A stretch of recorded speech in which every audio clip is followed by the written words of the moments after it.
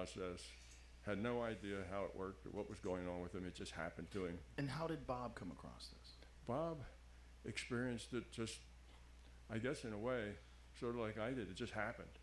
You know, he didn't try it. He wasn't going for that. He wasn't interested in psychic phenomena. It wasn't anything like that. It just happened to him, and it terrified him.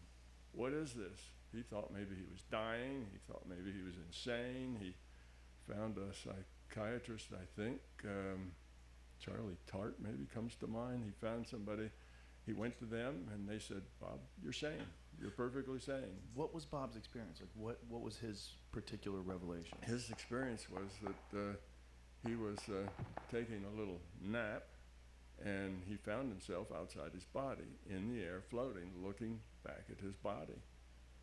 And that's what frightened him. So then after a bit, he realized, well, it keeps happening to me, whether I want it to or not. You know, Charlie told me I was sane, so let's play with it.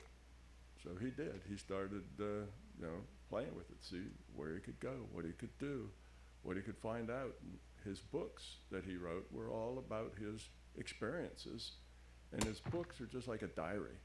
You know, he'd go out of body, and I was going out to the lab like 15, 20 hours a week, spending with him, and he'd tell me about what he just saw the night before, that kind of thing. So he was doing it, and he was taking notes, writing it down, and posed questions the next time. So it was all just an organic thing that happened to him. And he started this, he built a building, called it a lab. Didn't have anything in it that looked like a lab. It was just a building.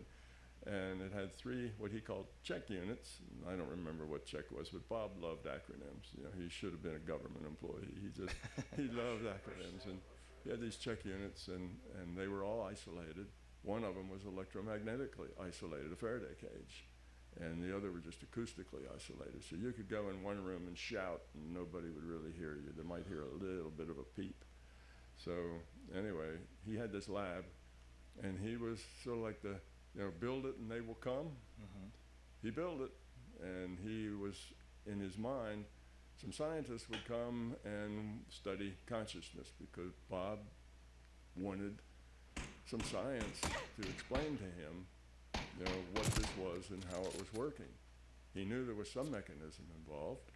It wasn't just random stuff going on. There was some mechanism for some purpose, and he wanted to find out why. He didn't like being the weird guy, the crazy guy who had these weird things. He wanted it to be science. He wanted to understand it.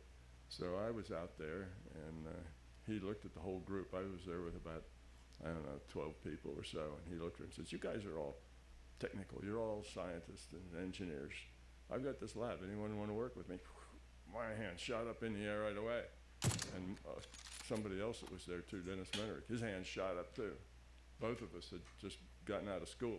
That's what you do when somebody asks you a question, your hand goes up, So there I was, a student still sticking my hand up in the air, and he said, okay, a couple of weeks from now,